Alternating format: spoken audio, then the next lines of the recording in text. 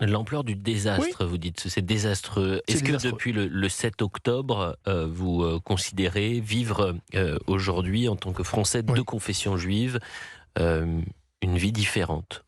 Ah oui, non, mais tout a basculé. En plus, moi, je suis né le 7 octobre, donc j'ai eu cet anniversaire qui est un peu compliqué à plus d'un titre. Mais c'est vrai que depuis le 7 octobre, la vie des Français juifs a basculé. Mais plus que cela, la vie des Français a Mhm. basculé. Arrêtons de différencier Français juifs de Français au sens général du terme. La vie des Français a basculé parce que, on le sait très bien, on a la plus forte communauté juive d'Europe, la troisième du monde.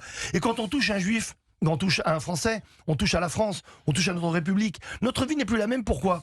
Parce qu'on fait attention quand on sort, parce que certaines personnes, et Dieu sait si je me bats contre cela, ont honte d'assumer qui ils sont, ont honte d'afficher, vous savez, une mezouza qui est un porte-bonheur, mais en général, d'ailleurs, pas que pour les gens qui y habitent, mais pour l'ensemble d'une copropriété. C'est ce que je disais, que tout le monde devrait porter une mezouza. Certaines personnes les enlèvent. On dit à des enfants, on les prévient, ne dis pas trop que tu es juif. On ose même parfois dire, tiens, donne un autre prénom, mais pas le prénom juif. Vous imaginez ?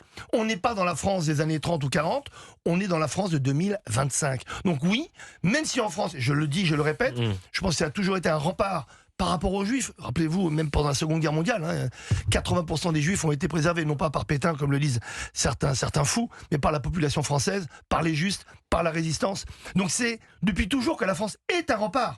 Mais ce rempart est en train de se fissurer, parce qu'il y a encore une fois un laisser-aller, un laisser-faire de paroles qui sont toujours suivis d'actes.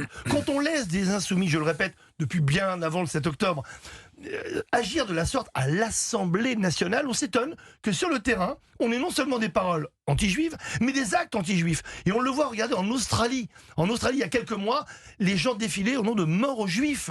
Ils crient mort aux juifs, avec un grand sourire. Parce que la haine des juifs est devenue un phénomène de mode. Je le dis, je connais ce problème-là, puisque je fais de la publicité pendant 35 ans. C'est un phénomène de mode.